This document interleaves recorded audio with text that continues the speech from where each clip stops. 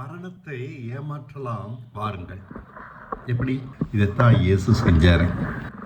அவர் செஞ்சார், நம்ம துதிக்கிறதுல அர்த்தம் இல்லை. அவரை பின்பற்றினோமானா நாமும் செய்யலாம். மரணத்தை ஏமாற்றலாம் வாருங்கள். மரணத்தை எப்படி ஏமாற்றலாம்னு பார்ப்போம். ஆவியின் சிந்தை, மாமிச சிந்தைன்னு ரெண்டு இருக்கு. தேவன் யாரையும் பாவத்திலிருந்து நேரடியா விடுதலை ஆக்குறது இல்லை.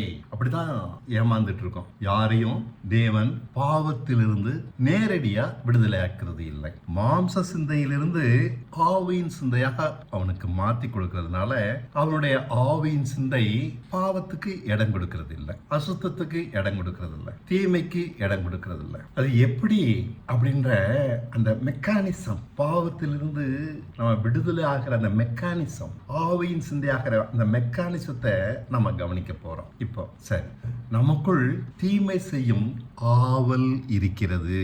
ஆசை, தீமை செய்யும் ஆவல் இருக்கிறது.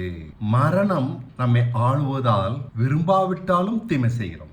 ஆதாமினால் உண்டான மரணம் அவன் சந்ததி ஆகிய நம்மை எல்லோரையும் ஆளுகிறது. அதனால எல்லாரும் தீமை செய்யறோம், தவிர்க்க முடியாது. நன்மை செய்யும் விருப்பம் இருந்தாலும் விரும்பாத தீமையையே செய்கிறோம். இதைத்தான் மாமிச சிந்தை என்கிறார் பவுல். சுயநலமானது மாமிச சிந்தை, நமக்கு, நம்முடையது, நம்மால், இப்படித்தான் அந்த மாமிச சிந்தை இருக்கும். என்னுடையது, என்னுடைய வீடு, என் சொத்து, என் மேல, இதுல யாரா கை வச்சோன்னா தொலைச்சிருவோம். மனுஷனாக பிறந்த எவனும் இப்படி சுயநலத்திற்கு அடிமை. மாம்சம்னா என்ன? ஆட்டு இறைச்சி இல்ல, மாம்சம்னா சுயநலம். ஆகையால் பாவம் தவிர்க்க முடியாது. சுயநலம் நம்ம எல்லாருக்கும் இருக்கிறதுனால பாவத்தை தவிர்க்க முடியல. எல்லோரும் மேலும் இரக்கமா இருக்கும்படி கீழ்ப்படியாமையில் எல்லோரையும் அடைத்து வைத்திருக்கிறார் தேவன். தீமை எல்லோரிலும் வாசம் பண்ணுகிறது. வாக்குவாதம், பகை, குரோதம், அவதூறு, பிறரை நியாயந்திருப்பது, துரோகம், கோல் சொல்வது, கொலை, தந்திரம், இப்படி சொல்லிட்டே போவேன். தன்னை உயர்த்துவது, இது போன்ற தீமைகள் பல பல நிறைந்ததுதான் மாம்ச சிந்தை. ஒருத்தனுக்கு கூடையும் இருக்கும், ஒருத்தனுக்கு குறையும் இருக்கும். இயேசு நம்மில் மாம்ச சிந்தையை நீக்கி ஆவியின் சிந்தையை உண்டாக்குகிறார். இதான் அவர் செய்யறது. பாவத்திலிருந்து ஒருத்தனை விடுதலை ஆக்குறாருன்னா என்ன செய்வாரு? சுயநலமானவன் அவன் சிந்தைய ஆவியின் சிந்தையை உண்டாக்குறத. ஆவியின் சிந்தை என்ன? தேவனுக்காக, தேவனால், தேவனை கொண்டு என்று அமைந்ததுதான் ஆவியின் சிந்தை. அதுல சுயநலம் கிடையாது. ஆவியின் சிந்தையில் தீமையும் கிடையாது. ஆதலால் பரிசுத்தமானது ஆவியின் சிந்தை. அன்பை அடிப்படையாக கொண்டது ஆவியின் சிந்தை. அது சுயநலத்தை அடிப்படையாக கொண்டது. அன்பினால் பொறுமை, சாந்தம், உண்மை, இரக்கம், தயவு, விசுவாசம், சந்தோஷம், தியாகம், இவைகள் தான் ஆவியின் சிந்தை. மாம்ச சிந்தைக்கு இது விரோதமானது. உண்மையா இருக்கிறது மாம்ச சிந்தைக்கு விரோதமானது. பொறுமையா இருக்கிறது, மன்னிக்கிறது, இதெல்லாமே மாம்ச சிந்தைக்கு விரோதமானது.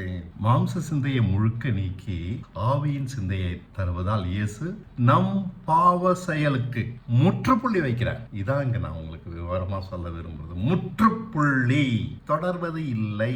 மாற்றம், முழுமையான, நிரந்தரமான, மாற்ற முடியாத மாற்றம், முற்றுப்புள்ளி, கமா இல்லை. இதை அவர் தருகிற நம்பிக்கையும் தைரியமும் செய்கிறார். இதன் பெயர் தான் விசுவாசம். வசனத்தை உறுதியாக நம்புவதால் நம் மாம்ச சிந்தை ஆவியின் சிந்தையாக மாறுகிறது. வேற ஒண்ணுமே செய்யல. வசனத்தை நீங்க நம்ப நம்ப நம்ப மாம்ச சிந்தை காணாம போயிடுது, ஆவியின் சிந்தை உண்டாகுது. இதை பலருக்கு இது நடக்கல. அதனாலதான் இதை நம்ம இதற்கு முக்கியத்துவம் கொடுக்கிறோம். இது மேலோட்டமா சிலருக்கு நடந்திருக்கு, முழுமையா நடக்கல. முழுமையான மாற்றம் அடைந்தவங்களை பார்க்க முடியல. அதனால்தான் இதை நான் முக்கியமா உங்களுக்கு சொல்றேன். சிலுவை நாம் அவருடன் இணைந்தோம், மரித்தோம், உயிர்த்தெழுந்தோம். ரோமர் 6:5 அப்படிதான் சொல்றாரு. வேத வசனத்தை நம்புறதுனால மாம்ச சிந்தை ஆவியின் சிந்தையா மாறுதுன்னு சொன்னால இந்த வசனம் என்ன சொல்லுது?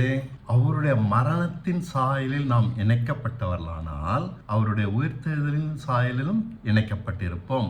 ஆவியின் சிந்தை. மாம்ச சிந்தையிலான நம் பழைய மனுஷன் மரணத்தால் அழிக்கப்பட்டான். இது ஒரு மெக்கானிசம். சிலுவையில நீங்க மறிச்சிட்டதுனால பழைய மனுஷன், மாம்ச சிந்தையினால உருவான அந்த மனுஷன், நானு, நீங்க எல்லாருமே அழிக்கப்பட்டாச்சு. இயேசுவோட மரித்ததுனால அந்த மனுஷன் செத்து போயிட்டான். செத்து போயிட்டானா என்ன? செத்து போயிட்டானா எப்படி? காணாம போயிட்டான். இனிமே ஆனா உண்டாக்க முடியாது, திரும்ப கொண்டு வர முடியாது. முடியாத ஒன்று. இதான் சிலுவையினுடைய விசேஷம். பழைய மனுஷன் அழிக்கப்பட்டான். இயேசுவோட மரித்ததுனால நாம முழுக்க முழுக்க பழைய சுவாபம் அழிக்கப்பட்டாச்சு. இதை விசுவாசிக்கிறோம். நம்பி இது ஒரு வாரசனம் கொடுக்கிற நம்பிக்கையும் தைரியமும் தான். இந்த தைரியத்தையும் நம்பிக்கையும் பார்த்தோம்னா நம்மளுக்கு ஒரு தெளிவு கிடைக்குது. மாம்ச சிந்தையும் நம்மகிட்ட கிடையாது. மாம்ச சிந்தையினால நம் பழைய மனுஷன் மரணத்தால் அழிக்கப்பட்டான். உயிர்த்தெழுதலால் அவருடன் இணைந்து அவரின் புதிய சாயலாக நாம் மாறிவிட்டோம். இதுவும் மாற்ற முடியாது. உயிர்த்தெழுந்த இயேசு கிறிஸ்துவ கூட நீங்களும் இருக்கீங்க. இனிமே உங்களுக்கு மரணம் கிடையாது. உயிர்த்தெழுந்ததுனால உங்களுடைய சுவாபம் ஆவியின் சிந்தையாகத்தான் இருக்கும். இது பேசிக், அடிப்படை, ஃபண்டமெண்டல் மெக்கானிசம். இதைத்தான் நம்ம விசுவாசிக்கிறோம். சிலுவையில் இயேசு கிறிஸ்து மரித்ததுனால எந்தவித மாற்றமும் மட்டும் உண்டாகாது. தெளிவா பேசுற, உண்டாகாது. அவரோட நாம இணைந்ததுனால தான் இயேசுவின் மரணத்துக்கு முக்கியத்துவம் உண்டாகுது. அவசியம். நான் மரிப்பது அவசியம், உயிர்த்தெழுவதும் அவசியம். இதுதான் இன்னைக்கு மறைந்து போன, காணாமல் அடிக்கப்பட்ட, தொலைந்து போன சத்தியம். உயிர்த்தெழுதலால் அவருடன் இணைந்து புது சாயலாக இயேசு கிறிஸ்துவை போல மாறிவிட்டோம். முடிந்து போன ஒரு விஷயம். இனிமே ஆண்டவர் உங்களை அன்பா மாற்ற வேணாம், பொறுமையா உள்ளவனா மாற்ற வேணாம். கொஞ்சம் பாட்டில திறந்து இன்னும் 1/2 கிலோ பொறுமையை கொடுங்க, என் பொறுமை கம்மியா இருக்கு, நாவடக்கம் இல்லை ஆண்டவரே, கொஞ்சம் நாவடத்தை கொஞ்சம் டில்ட் பண்ணுங்க, 5ல் இருக்கிறது இன்னும் 10க்கு ஏத்துங்க. அப்படிலாம் கிடையாது. எல்லாமே முழுக்க இந்த மாற்றம் இயேசு கிறிஸ்து அளவுக்கு நீங்களும் நானும் 1% கூட கம்மி இல்லாதபடி மாற்றப்பட்டிருக்கிறோம். இது பேர் தான் விசுவாசம். கண்டு அல்ல, காணாமல் விசுவாசது. மனுஷனாக பிறந்த எவனுக்கும் இந்த மாற்றம் இயேசுவின் மரணத்தினால் உண்டானது. இந்த வசனத்தை விசுவாசிப்பதால் அவன் அதை சொந்தமாக்கி கொள்ளலாம். விசுவாசிக்கிறவனுக்கு அது கிடைக்குது, மற்றவனுக்கு கிடைக்கல. சரி, ஆசைகளை மையமாக வைத்து வாழ்ந்தவர்கள் நாம் இல்லையா? பாவம் செய்யக்கூடாதுன்னு சொன்னா நம்மளால அது புரிய மாட்டேங்குது. ஆசைகள் நம்மளை அட்டி வைக்குது. அதை நிறைவேற்றுவதே நம்ம நோக்கம். அந்த ஆசைகள் என்ன செய்யுது? பாவத்துக்கு இடம் கொடுக்குது, கவலைக்கு இடம் கொடுக்குது, பயத்துக்கு இடம் கொடுக்குது. இப்போது தேவனை மையமாக வாழ ஆரம்பிக்கிறோம். முன்னாடி என்ன செஞ்சோம்? நம்மளை மையமா வச்சதுனால தான் ஆசைகள் முக்கியம். நம்ம ஆசைகள் என்ன செய்ய முடியும்? அப்போ நம்ம மையமா இருந்த நாம தேவனை மையமா வைக்கிறோம். தேவனுக்காக, தேவனாலே, தேவனை கொண்டு நம்ம ஆசைகள் அவைகளை அவர் விருப்பத்துக்கு விட்டு விடுகிறோம். சித்தப்படி ஆக கடவது. இவ்வளவுதாங்க என் ஜெபம். எந்த பிரச்சனைக்கும் உம்முடைய சித்தப்படி ஆக கடவது ஒப்படைச்சிடுறேன். என் சித்தப்படி வேண்டாம் என்கிறோம். நம் ஆசைகள் தான் ஜீவ பலி. சர்ச்சில் போய் அவர் ஆராதிக்கிறது ஆராதனை இல்லை. எதுவும் நம்மை ஆள விடுவதில்லை. ஆசைகள் இதையும் அவரை அந்தரங்கத்தில் அனுதினமும் ஆராதிக்கிற விதம் இதுதான். எப்போது என் ஆசைகள் எல்லாத்தையும் அவருக்கு ஜீவ பலியா கொடுத்துக்கிட்டே இருக்கிறேன். அப்போ ஆசைகளை நீக்கி போட்டுறேன். புரியுதுங்களா? அப்போ மாம்ச சிந்தைக்கு இடம் இல்லை. பாடுகள் நமக்கு எண்ணங்களை அவருக்கு கீழ்ப்படுத்த சொல்லி தருகின்றன. பிரச்சனைகள் வருது, கடன்காரன் வந்து நிற்கிறான், கீழ்ப்படியாத பிள்ளைகள் இருக்கு, நெருக்கங்கள் அதிகமாகுது, எதிர்த்து பேசுற மனைவி. பாடுகள் நம்மள பிரச்சனைய அவருக்கு கீழ்ப்படுத்த சொல்லி தருகின்றன. அதை நம்ம கையில் எடுத்துக்கிறது இல்லை. ஜீவ பலி ஆக்கிட்டே இருக்கோம். கீழ்ப்படுத்தாதவரை தடுமாறுகிறோம். அந்த பையன் எப்படி செய்யறது, இந்த ஒய்ஃபை என்ன செய்யறது, கணத்துக்கு என்ன செய்யறது, குடும்பத்தை எப்படி நடத்துறது, அது வரைக்கும் தடுமாறுகிறோம். நம் ஆசைகளை விட்டு அவர் திட்டங்களை ஏற்றுக்கொள்வது சிரமம். அவருடைய இஷ்டப்படி விட்டு கொடுக்கறது நம்மளுக்கு பிடிக்க மாட்டேங்குது. நான் நினைக்கிற மாதிரி தான் என் வாழ்க்கை போகணும், என் பிள்ளைங்க இருக்கணும், என் குடும்பம் போகணும், என் வேலை இருக்கணும், என் வருமானம் இருக்கணும், அப்படிலாம் இல்லை. அவருடைய இஷ்டத்துக்கு விட்டுறோம். நம் ஆசைகள் உறுதியாக நம்மை பற்றி கொண்டிருக்கின்றன. இதுல இருந்து ஆண்டவர் நம்மளை விடுதலையாக்க வேண்டியது. அதனாலதான் பாடுகளை தர போக போக இது பழகி விடுகிறது. நம் சித்தங்களை விட்டு கொடுக்க ஆரம்பிக்கிறோம். என் இஷ்டப்படி வேணாம் ஆண்டவரே. பின் இது எளிதாகி விடுகிறது. அவர் சித்தப்படி மட்டும் நடக்கிறோம். அவர் சித்தத்திற்கு கீழ்ப்படுத்துவதால் மாம்ச எண்ணங்கள் ஒருபோதும் மேற்கொள்ளா வண்ணம் அடங்கி விடுகிறது. பயம் போயிடுது. கடங்காரனை கொடுத்த பயம் போயிடுது. அவர் சித்தப்படி ஆகட்டுன்னு விட்டவொடனே கடங்காரன்லாம் சொல்லு தூரமா போய் நிற்கிறான். நான் இனி இல்லை, கிறிஸ்துவே என்னில் பிழைத்திருக்கார் என்று உண்மையாக சொல்லுகிறோம். இந்த ஞான இந்திரியத்தை அடைந்த பின் அனுதினமும் சகல எண்ணங்களையும் அவருக்கு கீழ்ப்படுத்த கற்றுக்கொள்கிறோம். எப்போதுமே அவர் கீழ்ப்படுத்திட்டே இருக்கும். ஏன்? ஆசைகள் வரக்கூடாது, நம்ம எதுவுமே ஆள விடக்கூடாது. இதன் பின் பாடுகளும் அவசியமற்றதாகிறது. அது பாடுகள் வந்து நமக்கு சொல்லி தருது, கடவுளுக்கு எல்லாத்தையும் கீழ்ப்படுத்துன்னு சொல்லி. தேவன் நம் பட்சம் இருக்கிறார். நம்ம யாரும் ஒன்றும் செய்ய முடியாது. கடன்காரர்களை பார்த்து பயப்பட மாட்டோம். நம்மை பயமுறுத்துகிற உலகத்தில் ஒருவராலும் முடியாது. அந்த ஒரு நிச்சயத்தை கண்டுபிடிச்சிட்டேன். இதனால தான் இந்த வார்த்தையை எழுதுறேன். என்ன பயமுறுத்துறதுக்கு இந்த உலகத்துல ஒருத்தனாலும் முடியாது. இன்னைக்கு நேற்று இல்லை, பல வருஷமா இதை அனுபவிச்சு சொல்றேன். கிறிஸ்துவனால அவர் சித்தத்துக்கு எல்லாத்தையும் கீழ்ப்படுத்திட்டது பிறகு கீழ்ப்படுத்தாத வரைக்கும் அது என்ன பயமுறுத்துது. இன்னும் பயப்படுகிறோம் என்றால் நம்மிடம் தேவனுக்கு கீழ்ப்படுத்தாதது இன்னும் இருக்கிறது. ஏதோ ஒன்று பார்த்து பயந்துட்டே இருக்கோம். ஐயோ ஐயோ ஐயோன்னு மனம் பழையபடி சிந்திக்கிறது, புதிதாகவில்லை. அரண்கள் நிர்மூலமாகும். நம்மை சுற்றி இன்னும் அரண்கள், மேற்கொள்ள முடியாத கவலைகள், ஆசைகள், பயங்கள், பலவீனங்கள், பாவங்கள் இருந்தால் அதற்கு காரணம் மாம்ச சிந்தையே. கர்த்தருக்கு நான் கீழ்ப்படுத்தல. கர்த்தர் பேரில் உள்ள நம்பிக்கையால் தண்ணீரை கடந்தவன், தீயை கடந்தவன் இனி வறுமையை கண்டு பயப்படுவானா? பல பிரச்சனைகளை பார்த்துட்டேன், எவ்வளவு வருமானாலும் பரவாயில்ல, ஆண்டவர் பார்த்துக்கிறாரு. நாசம் மோசம் பட்டயத்தை நிர்வாணத்தை கண்டு பயப்படுவானா? யாருக்கு சொத்து வேணும், யாருக்கு பணம் வேண்டும்? அடுத்த வேலையை குறித்த நிச்சயம் இல்லாதவனுக்கே சொத்து, பணம், அதற்கான பிரயாசம், சண்டை, பொய், வஞ்சனைகள், தந்திரம், கொள்ளை, கொலை, இதெல்லாம் யாருக்கு? அடுத்த வேலைக்கான அது நிச்சயம் எனக்கு கொடுக்கப்படும் என்று அறிந்தவன் யாராவது இவைகளை செய்வானா? செய்ய மாட்டேன். இதான் ஆவியின் சிந்தை. ஆண்டவர் எனக்கு எல்லாத்தையும் பார்த்துப்பான்னு பார்க்கும்போது நான் என் சொத்துக்காக சண்டை போட்டுட்டு இருக்க மாட்டேன். முந்தினவன் பார்வையில் பணம் நன்மை, அது மாம்ச சிந்தை. பிந்தினவன் பார்வையில் தேவனை சார்ந்திருப்பதே நன்மை, இது ஆவியின் சிந்தை. இவன் வறுமையை பார்த்து பயப்படுவானா? மாட்டான். என்றென்றுமே இவன் ராஜா. அநேக பாடுகள் வழியாக நம்மை நடத்தி தன்னை நமக்கு புரிய வைத்து விடுகிறார். அவ்வளவுதான். அவரு என்னை நேசிக்கிறாரு, என்னை தாங்குறாரு, என்னை பூஷிக்கிறாரு, என்னை பாதுகாக்கிறாரு. இந்த நிச்சயம் உள்ளவன் யாரோடையும் சண்டை போட மாட்டான், போட்டி போட மாட்டான், எதுக்காகவும் அவன் கலங்க மாட்டான். இதனால் ஞான இருதயம் நமக்கு கிடைத்து விடுகிறது. நம் மனம் ஆவியின் சிந்தையால் நிறைந்திருக்கிறது. மனம் இருந்தாலும் இல்லாவிட்டாலும் நிச்சயத்துடன் பயம் இல்லாமல் இருக்கிறது. என்ன இருக்குதோ இல்லையோ பயமே இருக்காது. நன்மையை நன்மை என்றும் தீமையை தீமை என்றும் பிரித்து பார்க்க தொடங்கிவிட்டது. முதல்ல அது அப்படி இல்லை. பணம் தான் நன்மைன்னு பார்த்தது, பணம் இல்லைன்னா தீமைன்னு பார்த்தது இல்லை. என் பணம் எனக்கு, அவன் பணம் அவனுக்குன்னு பிரிச்சு பார்ப்பேன். நம்மிடம் அன்பு கூறுவராலே வாழ்க்கையில் அனைத்தையும் மேற்கொள்கிறோம். பாடுகளால் மனம் அசைவதில்லை. எவ்வளவு கஷ்டம் வந்தாலும் கூட கடவுள் இருக்க. ஆபத்தை பார்த்து அஞ்சுவதில்லை. இவைகள் பலமான ஆகாரம். இதை புசிக்க வசனத்தின் மேல் பழக்க வேண்டும். ரொம்ப கஷ்டமான ஒரு வாழ்க்கையை தான் பேசுறேன். ஆனா அதுக்கு வசனத்துக்கு மேல பழக்கம் இருக்கணும். ஓரளவாவது தேவனை அறிந்திருக்க வேண்டும். இல்லாவிட்டால் நம்பிக்கை வராது, ஓடிடுவோம். ஏற்கனவே நம்பிக்கையுடையவனுக்கு இதெல்லாம் அவசியம் இல்லை. நம்பிக்கை இல்லாதவனுக்கே தேவன் பேரில் நம்பிக்கை கொடுக்க வேண்டும், பாலை கொடுக்க வேண்டும். மனம் புதிதான வாழ்க்கை பரலோக வாழ்க்கை. பரலோகத்துக்கு நீங்க போக வேணாம், இங்கேயே புதிதான வாழ்க்கை. மனம் புதுசா ஆயிட்டாலே இங்கேயே பரலோகம் தான். இது சிந்தையில் வருகிற மாற்றம். ஆவிக்குரியவர்கள் இவர்களே. வாழ்க்கையை அணுகிற விதத்தில் மாற்றம். எல்லாரும் வாழ்றதா நம்மளும் வாழ்றோம், மற்றவன் அணுகிற மாதிரி நம்ம அணுகிறது இல்லை. மிகுதியாக நெருக்கப்பட்ட வாழ்க்கை. அதனால தேவனை கத்துக்கிட்டோம். யாரும் விரும்பாத வாழ்க்கையை வாழ்வதால், யாருக்கு பிடிக்காது நம்மள மாதிரி வாழ்றது? யாரும் விரும்பாத வாழ்க்கையை வாழ்வதால் எல்லோரும் விரும்பத்தக்க வாழ்க்கை அமைகிறது. இவனை மாதிரி வாழ்ந்தா வாழணும்டா. இப்படிப்பட்ட பக்குவப்பட்ட இருதயமே வசனத்தில் பழக்கம் உள்ளது. அதாவது சத்தியம் பேச முடியும் தைரியமாக. தேவன் பேரில் வைத்திருக்கிற நம்பிக்கையோ, அவர் என்னை பாதுகாக்கிறபடியால் என்னையோ, என் பெயரையோ, என்னுடையவைகளையோ நான் பாதுகாக்க வேண்டாம் என்கிறது. தைரியமா எல்லாத்தையும் விட்டு கொடுக்குறேன், எடுத்துக்கோ, வச்சுக்கோ. இந்த தைரியம் தான் நம்மை நீதி செய்ய வைக்கிறது. யாரோடையும் போட்டி இல்லை. தீமை செய்யறவனுக்கு நன்மை செய்யறோம், இல்லாவிட்டால் முடியாது. ஆவியின் சிந்தை உடையவனே ஆவிக்குரியவன். கவனிங்க, ஆவியின் சிந்தை, அதுதான் ஆவிக்குரியவனுடைய அடையாளம். அவனிடம் பாவம் மரணம் என்பது செயல்படாது.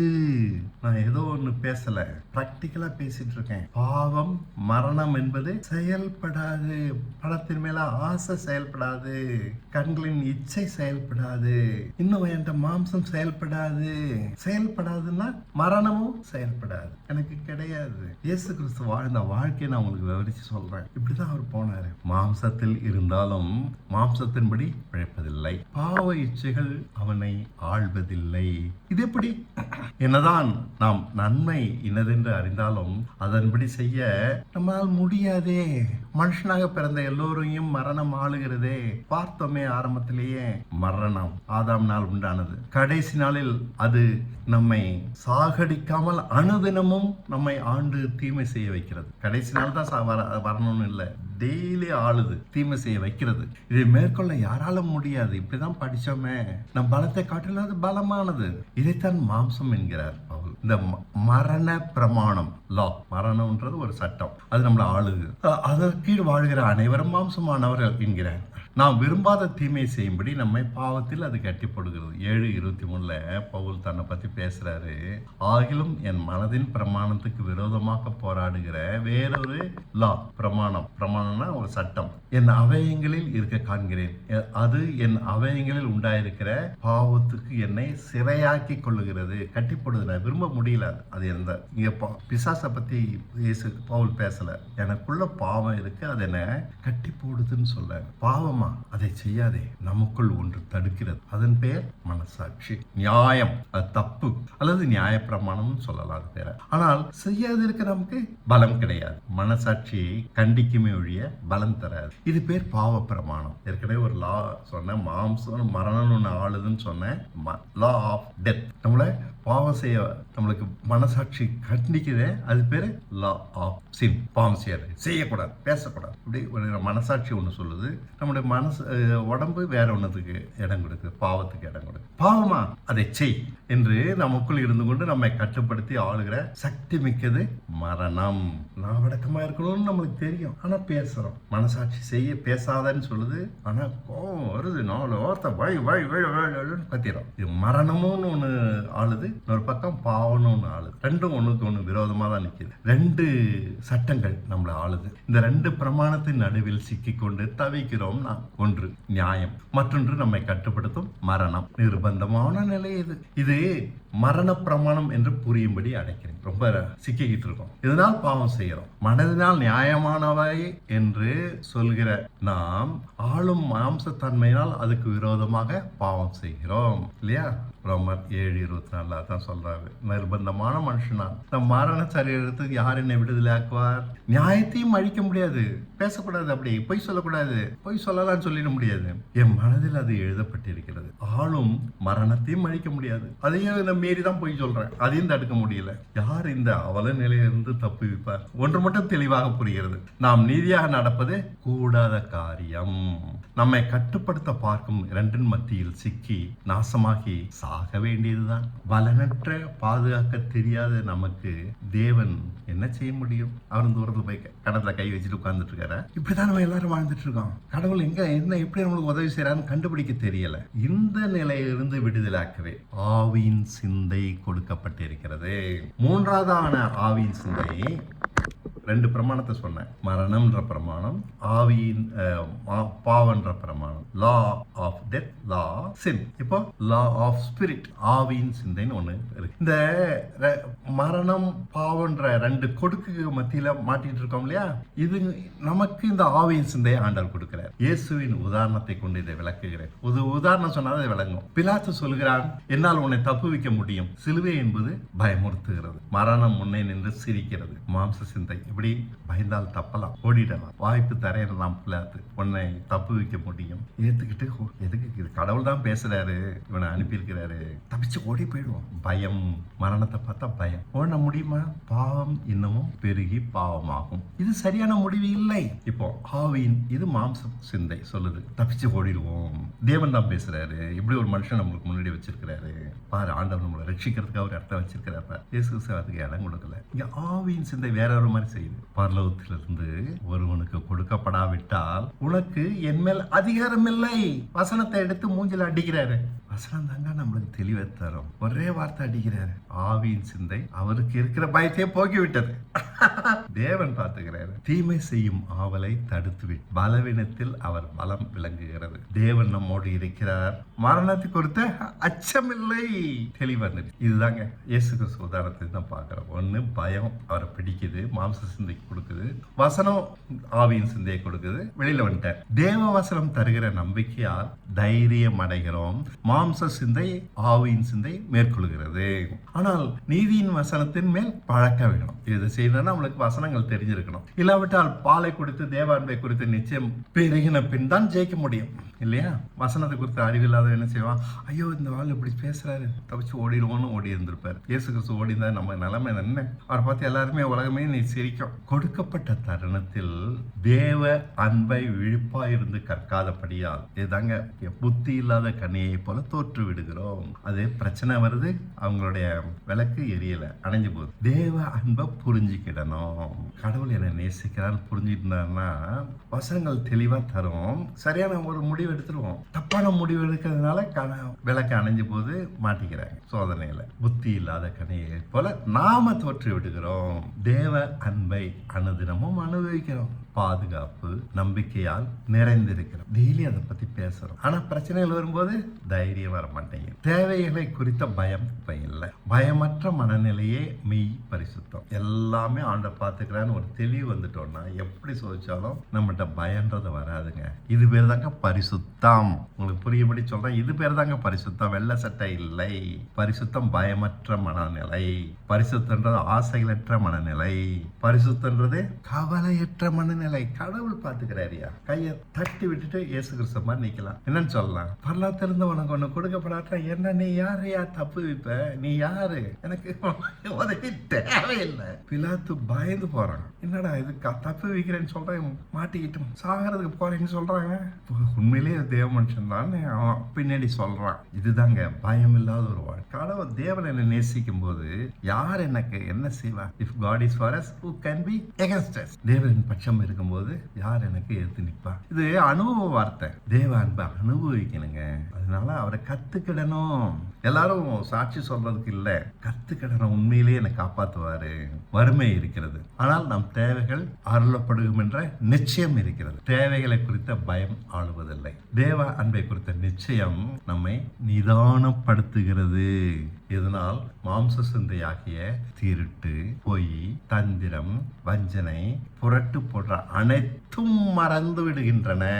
தேவன் கொடுப்பதில் திருப்தி. எனக்கு மேற்கொண்டு வேண்டாம். நானா நிறைய ஆசை வச்சேன்னா அது கிடைக்காது, அது வேற. அவர் எனக்கு என்ன கொடுத்தாலும் தேவையானது கொடுக்கிறாரு, அது போதும். மன நிறைவான சிந்தை தான் ஆவியின் சிந்தை. தேவைகள் நெருக்கும் போது தந்திர பாவ யோசனைகள் மாம்ச சிந்தை நெருக்குது. ஏதாவது செஞ்சு தப்பிச்சிடலாம், இவங்க காசை தூக்கி நம்ம காசுல போட்டு சமாளிக்கலாம். இப்படி மாம்ச சிந்தையை ஆவியின் சிந்தை அழிக்கிறது. தேவன் என்னை காப்பாற்றுவார்ப்பா, இன்னொருத்தன் காசு எனக்கு வேண்டாம். தேவன் நமக்குள் இருந்து நம் சூழ்நிலைக்கு தக்கபடி நன்மை இது, தீமை இது என்று வகையறுத்து கொடுக்கிறார். அவரே செய்கிறார். இயேசு கிறிஸ்து நமக்கு உள்ள எதுக்காக இருக்காரு?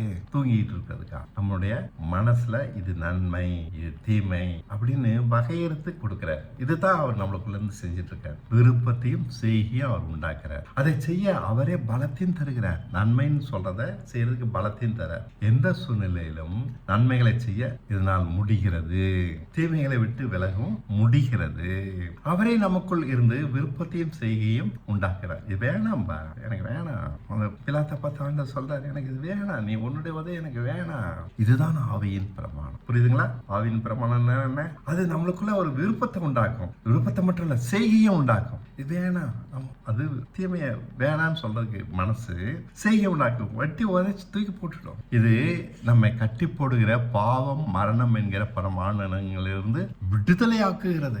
இனி நாம் நிர்பந்தமான மனுஷர்கள் இல்லை. இதுதாங்க ஒரு மெய்யான விசுவாசம், ஒரு மெய்யான ரட்சிப்பு. இதுதாங்க உங்களை எல்லாருக்கும் இதுக்குள்ளதாங்க கொண்டு வரணும்னு ஆசைப்படுறேன். இப்படிதான் நீங்க இருக்கணும். இப்படி நன்மை இது, தீமை இது என்று வகையறுத்து பழகிய பின் நமக்குள் ஞானம் வளருகிறது.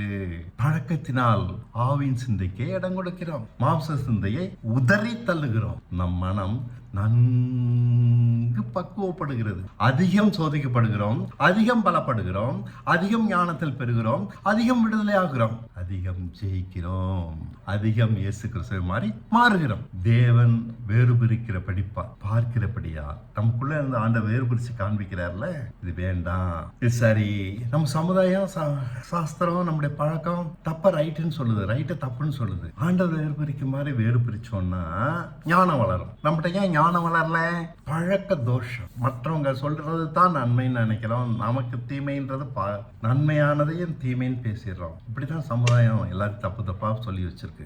தேவன் வேறு பிரிக்கும்படி நாம் பார்க்கிறபடியால் நன்மையை நன்மை என்றும் தீமையை தீமை என்றும் பார்க்க முடிகிறது. இதுதான் ஞானம். ஞானத்தில் வளராமலும் பலப்படாமலும் இருப்பதால் பயமும் மூட நம்பிக்கையிலும் நிறைந்து வாழ்கிறோம். தீமையை நன்மை என்றும் நன்மையை தீமை என்றும் சொல்கிறோம். இப்படிப்பட்டவங்களை காப்பாற்றவே முடியாதுங்க. இப்படிப்பட்டவங்களை ஆண்டவர் அவனுக்குள்ள இருந்து ஒரு முறை சொல்லுவார், 2 முறை சொல்லுவார், விட்டுருவார், சொல்லிக்கிட்டே இருக்க மாட்டார். சரி வழியில போ. இயேசுவை விசுவாசிக்கிறேன் என்பவர்களும் ஆவியின் பிரமாணத்தின்படி வாழாத போது ஞானம் அடைய முடியவில்லை. வசனத்தின் மேல் பழக்கமில்லாமல் தடுமாறுகிறார்கள். அவரவர் சூழ்நிலை சந்தர்ப்பத்திற்கு ஏற்றபடி நன்மை இது தீமை இது என்று தீர்மானிக்கப்படுகிறது. என் சூழ்நிலைக்கு நன்மை, மற்றவங்களுக்கு அது தீமை, மற்றவங்களுக்கு தீமை என் சூழ்நிலைக்கு நன்மை, மற்ற இன்னொருத்தனுக்கு அது நன்மை. அவனுடைய சூழ்நிலைகளும் சந்தர்ப்பத்துக்கு ஏற்றபடிதான் அது நன்மை இது தீமை இதுன்னு பிரிக்க முடியும். இது தேவாவிதான் செய்யறார். நானும் நீங்களும் கண்டுபிடிக்க முடியாதுங்க. என் சூழ்நிலையில் நன்மை, மற்றவனுக்கு தீமை. பழக்கத்தால் வருவதுதான் ஞானம். நம்ம நடந்து நடந்து பழகிக்கிறோம், நடக்க நடக்க நமக்கும் புரிகிறது, தேர்ச்சி அடைகிறோம். இது சரியில்லை, அதுதான் சரி. ஞானம் வளர நமக்குள் புது சிருஷ்டி பூர்ணப்படுகிறது. பழைய சிருஷ்டியாக இருக்கும்போது நம்மில் மாம்ச சிந்தை செயல்பட்டது. நம் நலனை பாதிக்கிற எதையும் ஏற்க மாட்டோம்.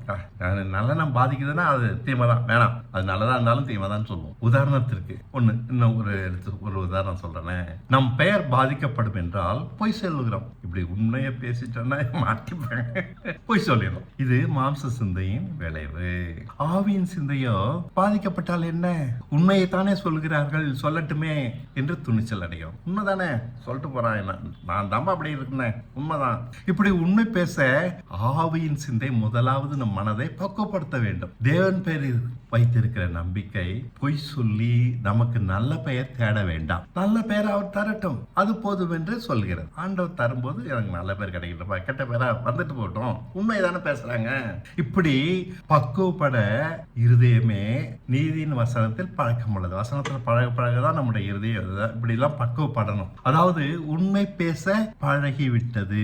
எந்த சூழ்நிலையிலும் தேவன் பேரில் வைத்திருக்கிற நம்பிக்கையோ அவர் என்னை பாதுகாக்கிறபடியால் நான் என்னையோ என் பெயரையோ பாதுகாக்க வேண்டாம் என்ற தைரியம் தருவதால் நீதி செய்கிறோம். சகல பாவத்திற்கும் மாம்ச சிந்தை தான் காரணம், சகல நீதிக்கும் ஆவியின் சிந்தை தான் காரணம். தேவன் நமக்கு நேரடியாக பாவத்திலிருந்து விடுதலை தர மாட்டார், மாம்ச சிந்தையிலிருந்து விடுதலை தருகிறார். எவ்வளவு அழகா இருக்கு பாருங்க கடவுளுடைய ரட்சிப்பின் அமைப்பு. பாடுகள் நெருக்கங்களில் ஆவியின் சிந்தையை உண்டாக்கி வசனத்தின் மேல் நம்பிக்கையை வளர்த்து மாம்ச சிந்தையை பலமிழக்க வைக்கிறார். நம் சுயநல சிந்தையை தேவ அன்பினால் மறக்கடிக்க செய்கிறார், மறக்க செய்கிறார். அப்புறம் சுயநல சிந்தையை அலட்சியம் செய்கிறோம், பாவத்தை விட்டு ஓய்கிறோம், வாழ்வில் எல்லாவற்றுக்கும் தேவனை சார்ந்து கொள்ள பழகுகிறோம். தீமைக்கு தீமை செய்யாமல் நன்மையால் மேற்கொள்கிறோம். பகையும் விரோதமும் அவசியமற்றதாகிறது. மன்னிப்பும் மறதியும் நமக்கு வசதியாகிவிட்டது. சரி, மன்னிச்சுட்டே இருப்போம், மறந்துடுவோம். பழி வாங்குதல் அவசியமே இல்லை. வாழ்வில் தேவனை மையமாக வைத்தால் ஆவியின் சிந்தை. மற்றவர்கள் வீடு வாங்கினால் என்ன, எனக்கு என்ன தேவையோ அதை தேவன் தருவார், தரும்போது தரட்டும். ஆனால் பக்குவப்படாத மனதில் எனக்கு மட்டும் வீடு இல்லையே என்ற பொறாமை, ஏக்கம் தூங்க விட மாட்டேங்குது. வளர்ந்து அவர் ஒழுங்காவா சம்பாதிச்சு வீடு வாங்கினார் என்று மற்றவர்களை குறை பேச ஆரம்பிக்கிறோம். பகை வளருகிறது. நம்மிடம் இது போன்ற மாம்ச சிந்தை இன்னும் இருக்குமானால் இயேசுவை பற்றி பேசி பயனில்லை. பழையபடிதான் வாழ்கிறோம். வாயை பொத்து நீ பேசாத, கடவுளை பத்தி பேசாத, இன்னும் மாம்ச சிந்தை இந்த இருக்குதுன்னா பேசாத, கடவுளை பத்தி பேசாத. முதல்ல அவரை நம்ப பழகு, அதுல இருந்து வெளியில வர பழகு. நாறுதும் நாம கடவுளை பத்தி பேசா நாரும். இன்னும் ஆவியின் பிரமாணத்துக்குள் வரவே இல்லை. தேவ அன்பினால் நிறைந்த வாழ்க்கை ஆவியின் சிந்தை. அவருடைய அன்பை புரிஞ்சுக்கிட்டேன்டா, அவர் எனக்கு பிதா. அதுல ஒரு இளைப்பாறுதல், அதுல ஒரு உறுதி, அதுல ஒரு தெளிவு. என்னதான் வேதம் படித்தாலும் தேவ அன்பினால் நிறைய முடியாதுங்க. அதுக்கு வேற வழி. அவரை நேசிக்க விரும்புகிற அனைவருக்கும் தன் அன்பை நிரூபிக்கிறார். என்ன செய்யணும்? எல்லாருக்கும் ஆண்டவர் அன்பை நிரூபிக்கிறார். நான் அவரை நேசிக்கணும், அப்பந்தான் அவர் தன்னுடைய அன்பை நிரூபிப்பார். தாவீதுக்கு நிரூபித்தார், சவுலுக்கு நிரூபிக்கவில்லை. தாவீதுக்கு நிரூபித்தார், அதனால் அவன் நீதியாக வாழ்ந்தான். சவுலுக்கு நிரூபிக்கவில்லை, அதனால் நீதியாக வாழவில்லை. இவ்வளவுதாங்க கதையை சுருக்கமா முடிச்சு பேசி. இவ்வளவுதாங்க வாழ்க்கையே. நம்ம அவரை நேசிக்கிற வரைக்கும் தான் அவர் தன்னுடைய அன்பை புரிய வைப்பார். நம்ம அவருடைய அன்பை நம்ம புரிஞ்சுக்கிடலைன்னா அவரை நம்ம நேசிக்கவே இல்லை. அப்புறம் அவரை பத்தி பேசி என்ன பிரயோஜனம்? அவர் அன்பு தரும் பாதுகாப்பை உணராதவர்களே தன் சுய புத்தியால் சிந்திக்கிறார்கள், பாவத்திற்கு இடம் கொடுக்கிறார்கள். உணர்ந்தவர்களோ அவர் அன்பை மறக்க முடியாது. அதை சார்ந்து கொண்டு என்றென்றும் அமைதியாக வாழ்வார்கள். பழுதற்ற கரை திரையற்ற வாழ்க்கை வாழ அவர் அன்புதான் அஸ்திபாரம். என்னுடைய பலம் இல்லை, என்னுடைய புத்தி திறமை இல்லை. அவர் அன்பை புரிஞ்சுக்கிட்டேன், அதனால அவர் சார்ந்துக்கிட்டேன். அதனால கரைதிர இல்லாத ஒரு வாழ்க்கை எனக்கு அமையுது. அவர் அன்பில் திருப்தி அடைந்த வாழ்க்கையே ஆவியின் சிந்தையால் நிறைந்திருக்கும். எவ்வளவு சோதிக்கப்பட்டாலும் நிலை கொள்ளையாது. என்ன இருந்தாலும் இல்லாவிட்டாலும் அவர் பார்த்துக் கொள்வார் என்ற புதிய கண்ணோட்டத்தில் வாழ்க்கையை பார்க்கிறோம். தாவீதின் இந்த பார்வையை வித்தியாசமாக அவனை வாழ வைத்தது. எப்படி? கர்த்தர் என் மேய்ப்பர், அதனால் தாழ்ச்சி அடையேன். பாருங்க, அவர் மேய்க்கிறாரு, அதனால எனக்கு குறை வராதுங்க வாழ்க்கையில. இது எவ்வளவு பெரிய நிச்சயம், எவ்வளவு பெரிய உறுதி, தைரியம், தெளிவு. அதனால்தான் வாழ்க்கை தெளிவா இருக்குது, ஆசீர்வாதமா இருக்கு, ஆச்சரியமா இருக்கு, புரிஞ்சுக்கொள்ள முடியாததா இருக்கு. தேவனை ஆட்டி வைக்கிறான் அவருடைய அன்புனால. நீங்க என்ன மேய்க்கிறீங்க போதுயா, எல்லாத்தையும் அவர்கிட்ட தூக்கி போட்டு அலட்சியமா இருக்கான். அவன் வாழ்க்கையில தோத்ததே கிடையாது. பாவம் செய்த போது அவன் சவுலை போல பாவத்தை மறைக்கவில்லை, துணிந்து பாவத்தை ஏற்றுக்கொள்கிறான். நீர் நியாயம் விசாரிக்கும் போது உன் நீதி விளங்கணும், என் பாவத்தை ஒத்துக்கொள்கிறேன். தேவ அன்பை உணர்ந்திருந்தபடியால் அவர் பாவத்தை நிமித்தம் சிக்ஷிக்கும் போது பயப்படாமல், ஒரு இடத்துல ஒரு சம்பவம் வருது, கடவுள் அவனை சிக்ஷிக்கிறாரு, பயப்படாம போய் முன்னாடி நிக்கிறான். உமது இரக்கமுள்ள கரத்தில் விழுகிறேன், எனக்கு உயிரோட வச்சாலும் சரி வெட்டி போட்டாலும் சரி, அப்படிதான் நிக்கிறான். பலிகளில் நீர் பிரியப்படுகிறது இல்லை, பிரியப்பட்டால் அதை உமக்கு செலுத்துவேன். அந்தரங்கத்தில் உண்மையாக இருக்க விரும்புகிறேன். இவ்வளவுதாயா? வாழ்க்கையே ரொம்ப சிம்பிளா முடிச்சுதான் பாருங்க. அந்தரங்கத்துல உண்மையா இருக்கணும் தேவனுக்கு முன்னாடி, அது போதும். அவ்வளவுதான், நம்ம ராஜாவா வாழலாம் கடவுளுக்கு முன்னாடி. அந்தரங்கத்துல உண்மை போச்சோ எல்லாமே தொலைஞ்சு. ஆகையால் என் இருதயத்தை வெண்மையாக்கும் அப்படின்னு கேட்கறேன். பாவம் செஞ்சுட்டு கேட்க வேண்டியது என்னையா? இந்த ஆளுக்கு அறிவே இல்லை. பாவம் மன்னிப்பெல்லாம் கேட்கணும். ராஜாவாக இருப்பதை தள்ளி விட்டுறாதீங்கன்னு கேட்கல. என் இருத்தை முதல்ல வெண்மையாக்குங்க, நான் சுத்தம் இல்லாம இருக்கேன். கொடிய பாவம் செய்தும் தாவீது இரக்கம் பெறுகிறான், சின்ன தவறு செய்த சவுல் புறக்கணிக்கப்படுகிறான். என்னையா தேவன் இவரு இப்படியா நடந்துகிறார்? தாவீதுக்கு இறங்குறாரு, சின்ன தப்பு செஞ்ச சவுலை புறக்கணிக்கிறார். காரணம், தாவீதிடம் ஆவியின் சிந்தை இருந்தது. அவன் தேவனை எல்லாவற்றுக்கும் மேலாக நேசித்தான். சவுலோ மாம்ச சிந்தையுடையவன், சுயநலக்காரன். அவனுக்கு இறங்குற பிரயோஜனமே இல்லை. இவன் தவறி தப்பு செஞ்சிட்டான், அவ்வளவுதான். நம் சிந்தையின் தன்மை நமது முடிவை தீர்மானிக்கிறது. கவனிங்க, இன்னும் சுயநலமா இருந்தீங்கன்னாக்கா, தேவனை மையமா, தேவனை நேசிக்காதவங்களா இருந்தீங்கன்னாக்கா, ஆவின் சிந்தைன்னு பேசுறது காட்டிலும் தேவனை நேசிக்கிறோம், தன்னை நேசிக்கிறோம்னு பிரிச்சு பேசுறேன். நம்மளே நேசிக்கிறவங்களா இருக்கவங்கள தாங்க நான் எங்க பார்த்தாலும் கிறிஸ்தவங்களை பாக்குறேன். பயமா இருக்கு அவங்களோட பேசுறதுக்கும் பழகிறதுக்கும். அவங்க சுயநலம் அவங்களை ஆட்டி வைக்குது, பேயாட்டம் ஆடுறாங்க. அவங்க பொருளை தொட்டுட்டோம்னா. அவரது அன்பை உணராத சவுலிடம் தேவன் பேசவே இல்லை. ஒரு தீர்க்கதரிசி மூலமாக பேசினார். கடைசி காலத்தில் ஆபத்தில் சவுல் அகப்பட்ட போது அதுவும் நின்று போனது. அவரை மனதார நேசிக்காத யாரோடும் தேவன் ஐக்கியம் வைப்பது இல்லை. தேவ அன்பை உணர்ந்த தாவீதிடம் தேவன் நேரடியாக பேசினார். இடையே ஒரு தீர்க்கதரிசி தேவையாக இல்லை. அவன் பாவம் செய்த போதுதான் அதை உணர்த்த தீர்க்கதரிசி தேவைப்பட்டது. அவன் அவருடைய அன்பை புரிந்து அவருடைய வழியில் நடந்தான். எதையும் தேவனுக்காக இழக்க தயாராக இருந்தான். ராஜ்யத்தையும் இழந்தான், மற்ற ஆசீர்வாதங்களையும் இழந்தான். சமயம் வரும்போது எல்லாத்தையும் தூக்கி போட்டான். அவர் அன்பு தான் எனக்கு வேணும், என்ன திருத்திக்கிட்டான். அவர் அன்பை உணரும் போது உலக ஆசைகள் மறந்து விடுகிறது. அவரை நேசிக்க தொடங்கி விடுகிறோம். அதன் பின் பாவம் ஏது? பழுதற்ற வாழ்க்கை தான் நமக்கு முன் நிற்கிறது. தவறி பாவம் செய்தாலும் தாவீதை போல நம் அறியாமையை சிட்சித்து சீர்படுத்தி விடுகிறார். அவன் தவறி தான் செஞ்சான், பெருசு அக்கிரமம், கொலை எல்லாத்தையும் பண்ணிட்டான். ஆண்டவர் நேசிக்கிறான், அதனால ஆண்டவர் சிட்சிக்கிறார். கிறிஸ்தவ வாழ்க்கை ஞான மார்க்கம். ஞானத்தை கற்றுக்கொள்ளும் போதுதான் அந்த வாழ்க்கையை வாழ முடியும். தவறுவது இடறுவது சகஜம்தான். அன்பான தேவனுக்கு அடங்கி நடப்பது மாம்சமான நமக்கு கஷ்டம்தான். ஆரம்பத்திலே எல்லாத்தையும் கத்துக்க முடியாது. அடிபட்டு உதப்பட்டு தான் கத்துக்கிறோம். அங்கே அடியும் உண்டு, தேறுதலும் உண்டு. அதனால் தெளிவான ஞானம் கிடைக்கிறது. இடராதிருப்பது கூடாத காரியம் என்றார் இயேசு. அவர் அன்பை சாதாரணமாக எடுத்துக்கொள்வதால் இடறுகிறோம். சிக்ஷையினால் நம் இடறுதலை சீர்படுத்தும் தேவன் தன்னை பற்றி சரியான நிதானத்தை கற்றுக் கொடுக்கிறார். நீதியாக நடக்க தெரியாத நமக்கு நீதிமானாக நடக்க அவர் உதவுகிறார். ஆனால் அவர் அன்பை பாவத்திற்கு சாக்காக பயன்படுத்த இடம் கொடுப்பதில்லை. இதுதான் இன்னைக்கு எல்லாமே ஆண்டவர் சரியா புரிஞ்சுக்காம எல்லாத்துக்கும் சாக்கு வச்சிட்டு இருக்காங்க. தப்பு செஞ்சுட்டு அடித்து சிக்ஷித்து தான் நீதியுள்ளவர் என்று அவரை நேசிக்கிறவர்களுக்கு நிரூபிக்கிறார். அவர் அன்பை சர்வசாதாரணமாக எடுத்துக்கொள்ள முடியாது. இது அடிப்பட்ட பிறதான் வாழ்க்கையில புரியுதுங்க. வார்த்தையை விசுவாசித்தால் போதும். அவர் அன்பை உணரும்படி நடத்துகிறார். இப்படி நம் சிந்தை மாற ஆவிக்குள்ளாக மாறுகிறோம். தேவனை நம்பி நடக்கிற ஒருவனிடம் மாம்ச சிந்தை கண்டிக்கப்பட்டிருக்கிறோம். ஒரு கதை. செழிப்பான நிலப்பரப்பு, ஆடு மேய்க்க சிறந்த இடம். லோத்து ஆபிரகாமை விட்டு பிரிய முடிவெடுத்து விட்டார். நல்ல அருமையான அமெரிக்கால லைஃப் செழிப்பான வாழ்க்கை. ஆபிரகாம் அதை பார்த்து பதறவில்லை. எனக்கு முரடான பாலைவனம் தானே இருக்கிறது என்று இயங்கவில்லை. தன்னோடு இருக்கும் தேவனின் அன்பை அறிந்திருந்தான். எது கிடைத்தாலும் அதில் அவனுக்கு திருப்தி. தன்னோடு இருக்கிற தேவன் அதை நன்மையாக மாற்றி தருவார் என்ற நிச்சயம். இதுதான் வித்தியாசமாக சிந்திக்கிறது ஆவியின் சிந்தை. அவன் எனக்கு வாய்ப்பு கிடைக்க அங்க ஓடுறான், இவன் எனக்கு கொடுத்த இடம் போதுன்னு பேசாம இருக்கான். ஆச்சரியமா இல்ல? வித்தியாசமான சிந்தை. லோத்தின் செழிப்பான இடத்தை 5 ராஜாக்கள் வந்து கொள்ளையடிக்கின்றனர். லோத்து சிறைபிடிக்கப்படுகிறான். அவனை காப்பாற்ற ஆபிரகாம் சென்று போராட வேண்டியது இருந்தது. முடிவில் லோத்து இருந்த செழித்த தேசத்தின் மேல் அக்கினி வந்தது. தன் உயிருக்காக பயந்து லோத்து அந்த இடத்தை விட்டு ஓடிவிடுகிறான். இதுதான் ஞானம். தேவனை நடுவாக வைத்து எடுக்கிற எந்த முடிவுமே சரியா இருக்கு. நல்லதுன்னு நம்ம கண்ணுக்கு தெரிந்தபடி எடுக்கிற முடிவு எதுவுமே நம்ம வாழ்க்கையில ஆபத்தாதான் முடிஞ்சிருக்கு. நம்ம அனுபவத்தை திருப்பி பார்த்தா சொல்லும். நல்லது நம்ம நினைக்கிற எதுவுமே தீமையா தான் போய் முடியுங்க. தேவனை நடுவாக வைத்து வாழ்கிற வாழ்க்கை தான் குறைவாக தெரிந்தாலும் சிறப்பானது. பச்சையாக தெரிந்த தேசம் உண்மையில் ஆபத்தாக மாறியது. கரடு முரடான தேசம் என்றாலும் ஆபத்தில்லை. தேவன் நம்மோடு இருக்கிறாரா?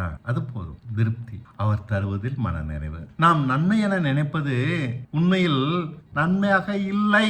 தீமை என எண்ணுவதும் தீமையாக இல்லை. தேவனை சார்ந்து கொள்ளாத எதுவும் தீமை. அவரை சார்ந்து கொண்டதால் கிடைக்கும் எதுவும் நன்மை. வெளித்தோற்றத்தின்படி நன்மை தீமையை யாரும் தீர்மானிக்க முடியாது. அவரில் திருப்தி கொண்டால் போதும். எளிய வாழ்க்கையும் அருமையாக அமைகிறது. உயர்வையானவைகளை நாடினால் உயிர் அவஸ்தையாக முடிகிறது. லோத்தின் பிள்ளைகள் சீர்கிட்டு தவறான முன் உதாரணங்களால் கெட்ட ஜனங்களாக ஆனார்கள். பார்வைக்கு பச்சை இல்லை, உண்மையில் உலக ஆசீர்வாதங்கள் சாபம். நம்மை அகம்பாவம் கொள்ள செய்கின்றன. மரணத்தை ஜெயிக்காதபடி தடுக்கின்றன. நம்ம செய்ய வேண்டியது என்ன? உலகத்தை அனுபவிக்கிறதுல மரணத்தை ஜெயிக்க வேண்டியது. நம்முடைய கமிட்மெண்ட், நம்முடைய பர்பஸ் ஆஃப் லைஃப், வாழ்க்கையின் நோக்கம் மறந்துடுறோம். வாழ்க்கையை அனுபவிக்கணும் ஓடுறோம். மரணத்தை ஜெயிச்சாதையா நரகத்திலேருந்து தப்ப முடியும். வாழ்க்கைக்கு ஒரு பர்பஸ் இருக்கு. இயேசு கிறிஸ்து அந்த பர்பஸை தேடினதுனால தான் மரணத்தை ஜெயிச்சாரு. நம்ம இவையெல்லாம் தேடுறதுனால நம்ம கண்ணை மறைச்சிடுது. அகம்பாவம் கொண்டு வீணா போறோம். உடம்பு பூரா நகை. எவ்வளவு நகை? 300 பவுனுங்க. அதுல ஒரு பெருமை. மரணத்தை ஜெயிக்காதபடி வாழ்ந்துட்டு இருக்கோம். ஆனா இதுல பெருமை. பார்வைக்கு பாலைவனம் கரடு முரடானது. உண்மையில் அது சிறந்தது. நன்மை தீமையை பிரித்து பார்க்க ஆவியின் சிந்தை வேண்டும். நீதியின் வசனங்களில் பழக்கம் வேண்டும். தேவனை மையமாக வைத்து வாழ்ந்தால் தான் இதை கற்க முடியும். பச்சையை பார்த்து லோத்து மயங்கியது மாம்ச சிந்தை. கரடு முரடான நிலத்தை பார்க்காமல் ஆபிரகாம் தேவனை பார்த்தது ஆவியின் சிந்தை. ஞான இந்திரியம் இல்லாததால் லோத்து கெட்டான், ஆபிரகாம் தப்பி பிழைத்தான். சுயநீதியில் தேவன் பிரியப்படுகிறதில்லை. லோத்துக்கு நல்ல பேரு, சிறந்த நீதிமான வேதம் அவனை சொல்லுகிறது. இருந்து என்ன பயன்? அவ்வளவும் சுயநீதி. தேவனோடு நடக்க முதலில் ஞான இந்திரியம் வேண்டும். நன்மையை தீமையை பிரித்து பார்க்கும் தன்மை இல்லாத அவனால் எதை சாதிக்க முடியும்? சோதோம் ஜனங்களின் தீமையை பார்த்து உள்ளத்தில் வேதனைப்பட்டான். போதுமா? தன்னை மையமாக வைக்காமல் தேவனை மையமாக வைத்து வாழ்ந்திருந்தால் அவனும் ஆபிரகாமை போல நன்மை தீமை என்று சரியாக வேறு பிரித்து பார்த்திருப்பான். அவர் அன்பை புரிந்து கொள்ள நமக்கு தேவன் போதிய வாய்ப்பை தருகிறார். அதை புரிந்து கொண்டவர்கள் தான் அதனால் வரும் பாதுகாப்பை அனுபவிக்கிறார்கள். ஆண்டவரே ஆண்டவன் கூப்பிடுறவங்க இல்லை. அவர்கள் தலைமையில் பகலில் மேகஸ்தம்பமும் இரவில் அக்கினி ஸ்தம்பமும் உண்டாகி பாதுகாப்பை உறுதிப்படுத்துகிறது. சீரும் காற்றிலும் அவர்கள் விளக்கு அணைவதில்லை. அவர் அன்பை உணர்ந்திருப்போதுதான் எபிரேயரை போல இன்னமும் பாலை உண்கிறவர்களாக, அன்பை உணராதிருப்பவர்கள் தான் எபிரேயரை போல இன்னும் பாலை உண்கிறவர்களாக, இன்னும் ஆண்டவர் நல்லவர் இன்னொருத்த வந்து சொல்லிக் கொடுக்க வேண்டியிருக்கு. பிரச்சனைகள் மத்தியில் தேவனை நம்பு, அவன் பிரச்சனை மேற்கொள்ளாது, அவர் சித்தத்துக்கு எல்லாத்தையும் விட்டு கொடு அப்படின்னு சொல்லித்தர வேண்டியது இருக்கு. அவர் அன்பை உணர்ந்தவன் ஆவிக்குரியவன், உணராதவன் மாம்ச சிந்தையின்படி சிந்தித்து மரணத்தால் ஜெயிக்கப்படுகிறான். உணர்ந்தவன் பழுதற்ற ஜீவனை அடைகிறான். வீடு இல்லையே என ஏங்குவதை அவன் தீமையாக பார்ப்பான். மட்டுமல்ல, வீடு இருக்கிறது என பெருமை பாராட்டுவது அவன் பார்வையில் அருவருப்பாக இருக்கிறது. தேவனை சார்ந்து சிந்திக்காத எந்த சிந்தனையும் சரியில்லை, அது ஆவியினால் கண்டிக்கப்படும். ஆவியின் சிந்தையுள்ளவன் தேவனை போல பரிசுத்தமாக இருக்கிறான். தேவனை போல பரிசுத்தமாக இருக்கிறான். எவ்வளவுதான் சொல்லிச்சாலும் அவன் ஆவியின் சிந்தை தான் வரும். தன் வாழ்க்கை தேவனால் முன்குறிக்கப்பட்டிருக்கிறது என்று எது நடந்தாலும் கலங்காமல் தைரியமாக இருக்கிறான். எது வேணா நடக்கட்டும் என் லைஃப்ல, கடவுள் ஏற்கனவே என் லைஃப்ல பிளான் பண்ணியிருக்காரு. முன் குறிக்கப்பட்டவன் நான். யார் மேலும் அவனுக்கு வருத்தம் இல்லை, யாரையும் குற்றம் சாட்டுவதில்லை. யார் என்ன தீமை செய்திருந்தாலும் அது தேவன் அனுமதித்தார் என்று மன்னிக்கிறான். பாருங்கள், வித்தியாசமான சிந்தை. நன்மை தீமையை தீர்மானிக்கிற விதம் வித்தியாசமாகிவிட்டது. எல்லோரையும் பெற்றுக்கொள்வதால், எல்லாவற்றையும் பெற்றுக்கொள்வதால் வரும் திருப்தி அல்ல தேவனின் அன்பு தருவது. எல்லாவற்றையும் ஒருத்தனுக்கு தந்துட மாட்டார், அதனால திருப்தி அடைவோம் நம்ம நினைக்கிறோம். அது முட்டாள்தனம். எதுவுமே இல்லாவிட்டாலும் அவர் என்னோடு இருக்கிறார் என்பதால் திருப்தி. எது நம்மோடு இருந்தாலும் அது பாதுகாப்பை தராதே. தண்ணீர் மத்தியில் நடந்தாலும் அது நம்மேல் புரளுவது இல்லை. அக்கினி ஊடாக நடந்தாலும் அது நம்மை ஒன்றும் செய்யாது. வாழ்வில் அக்கினியையும் கடக்க வேண்டும், திரளான தண்ணீரையும் கடக்க வேண்டும். கடும் போராட்டமான வாழ்க்கை ஞானத்தை கற்றுத்தரும், ஆனால் அவைகளால் நாம் பாதிக்கப்படுவது இல்லை. நம்மில் அன்பு கூறுவதாலே இவைகளை ஜெயிக்கிறோம். கஷ்டமில்லாத வாழ்க்கை வாழ்ந்து கொண்டு தேவ ஞானத்தை கண்டுபிடிக்க முடியாது. எலியாவை காட்டிலும் எலிசா 2 மடங்கு ஆவியை பெற்றிருந்தான். என்னை விசுவாசிக்கிறவன் என்னை காட்டிலும் பெரிய காரியங்களை செய்வான் என்றார் இயேசு. என்னை காட்டிலும் நம்மை பின்பற்றுபவர்கள் நம்மை காட்டிலும் ஞானிகளாகி விடுவார்களோ, சிறப்பாய் பிரகாசித்து விடுவார்களோ? இந்த பயம் எவ்வளவு அருவருப்பு. உண்மையான சத்தியம் காலம் செல்ல செல்ல ஞானத்தில் பெருகும். இயேசுவை பார்க்கலும் பவுல் அதிக பயனுள்ளவனாக இருக்கிறான். எல்லோருக்கும் புரியும் வகையில் சத்தியத்தை வெளிப்படுத்தினான். அது இயேசுவால் முடியவில்லை. தேவன் நம்மோடு இருக்கிறார் என்றால் நமக்கு ஒருவனும் தீங்கு செய்ய முடியாது. எதை தர அவர் சித்தமானாரோ அது நமக்கு கிடைக்கும். அப்படியானால் கன்னத்தை ஒருவன் அறைந்தால் மறு கன்னத்தையும் திருப்பி காண்பிக்கலாம். யாரும் அவர் அனுமதியாமல் நமக்கு தீமை செய்ய முடியாது. ஆகையால் இன்னமும் தீமை செய்ய இடம் கொடுக்கலாம். நீ உன்னால் முடிந்ததை செய், நான் என்னால் முடிந்ததை செய்கிறேன். தீமையை நன்மையால் மேற்கொள்கிறேன். தீமைக்கு தீமை செய்வது மாம்ச சிந்தை, தீமைக்கு நன்மை செய்வது ஆவியின் சிந்தை. இதுதான் ஞானம். ஞான இந்திரியத்தை அடைய வேண்டும். அதன் பின் நீதியின் வசனங்கள் நம்மில் நிறைவேறும். தேவனை நம்பி நன்மை செய்யலாம் என்பதுதான் அது. இந்த நம்பிக்கையே ஞான இந்திரியம். அவரை நம்புறேன், அதனால் செய்யறேன். இது ஜீவ விருட்சம். நன்மை தீமையை சரியாக பிரித்து நமக்கு காண்பிக்கிறது. பணத்தையும் புகழையும் அடைவதை விட்டுவிட்டு தேவ அன்பை தேட சொல்லித் தருகிறது. அதுதான் பாதுகாப்பு, அதுதான் ஜீவனம், அதுதான் சமாதானம். நம் வாழ்க்கைக்கு சரியான அர்த்தம் அது கொடுக்கிறது. இப்படி நாம் ஞானம் அடைய வாய்ப்பு இருக்கிறபடியால் மாம்சத்தின்படி வாழ்க்கைப்படி வாழ அதற்கு கடனாளி அல்ல. ஆதாமின் சாபம் போய் சாலமோனை காட்டிலும் பெரிய ஞானத்திற்கு நாம் பங்காளிகள். சகல சூழ்நிலையும் தேவனுக்கு நாம் கீழ்ப்படுத்துவதால் இந்த ஞானம் வருகிறது. பைபிள் படித்தால் வராது. அனுதினமும் அடைகிற அனுபவங்களால் ஞானத்தை கற்கிறோம். இயேசு பிதாவுக்கு சகலவற்றையும் கீழ்ப்படுத்தினார். இயேசுனோட உதாரணத்தை காண்பிக்கிறார். என்றும் அவருக்கு கீழ்ப்படுத்தாதது ஒன்றுமில்லை என்று வாசிக்கிறோம். அதனால் பிதாவும் சகலவற்றையும் இயேசுக்கு கீழ்ப்படுத்தினாராம். 1 கொரிந்தியர் 15:27-28. சகலவற்றையும் அவருடைய பாதத்துக்கு கீழ்ப்படுத்தினாரே, ஆகிலும் சகலமும் அவர் கீழ்ப்படுத்தப்பட்டது என்று சொல்லியிருக்கும் போது சகலத்தையும் அவருக்கு கீழ்ப்படுத்தினவர் கீழ்ப்படியவில்லை என்றும் வெளியரங்கமாகிறது. சகலமும் அவருக்கு கீழ்ப்பட்டிருக்கும் போது தேவனே சகலத்திலும் சகலமா இருக்கும்படிக்கு குமாரன் தாமும் சகலத்தையும் கீழ்ப்படுத்தினார் என்றும் புரியுது. இதெல்லாம் நமக்கு கச்சமச்சான்னு புரியல. நான் சுருக்கமா சொல்லிடுறேன்.